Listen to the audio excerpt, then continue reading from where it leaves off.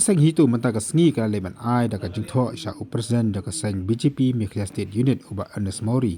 hakabal hakani kajing tho lakan tu ya ka BJP man thung da kajing toket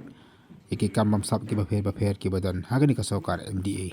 haba kena bikila patai ke boy kini ngeram jo kaseng hitu ke laong bana kalyang jong unungelam ka BJP uba Ernest Mori ulah kular bana kalyang jo ka BJP Mekhlia kasakan bikin ngelam Delhi man phak toket iki kamam sap ba kacela ngayok pediang dang mentan ngan puli beri ayah kah bat ya ke bangi dei balle min ha balle kat kum ka jing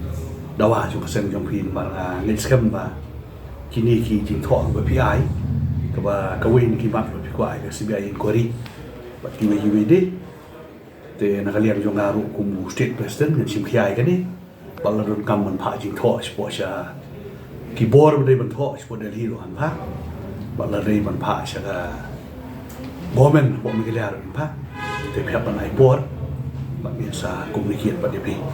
nakalian juga hitu par kelapan pau balada ka BJP kamla pan pau kami ai apo juga ni gistayo nakalian juga sangga syem degi par kelak lenti ban pentikna ba kijing mamsa pa kajala ontoket da kini bor bat nila ay kene ka dorkas habi day bagan ni dawaya ta CBI inquiry bat ka enforcement director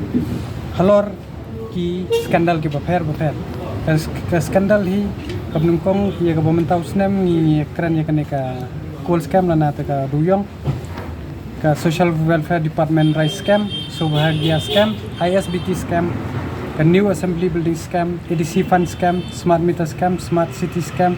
scam in purchase use of police vehicles in the headquarter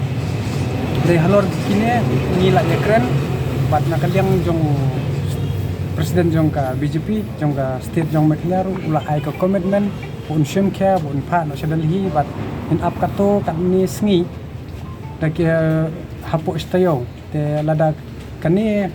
ka BJP kamla le ban le yeng te ngin meneng la da krani udo basai bangin wat ko appointment pom home ministry affair bangin ya kendo